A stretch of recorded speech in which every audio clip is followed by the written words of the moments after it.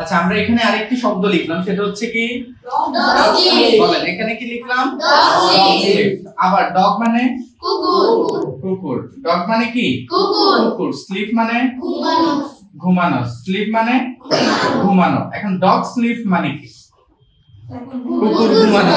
বিষয়টা এমন না, এমন না। যদি কোনো কুকুরকে ঘুমাতে দেখো তখন তার লেজে একটু আড়াল দিলে কি হয়? ঘেউ ঘেউ ঘেউ করে উঠে না? এখন এই যে কুকুর কিভাবে ঘুমায়, হালকা, অর্থাৎ কুকুরের কাছে গিয়ে তুমি সে যেমনই ঘুমায় তার পাশে গিয়ে একটু নাড়া দিলে সে কি করে? উঠে যায়। অর্থাৎ কুকুর কেমন ঘুমায়? পাতলা ঘুমায়। কেমন ঘুমায়?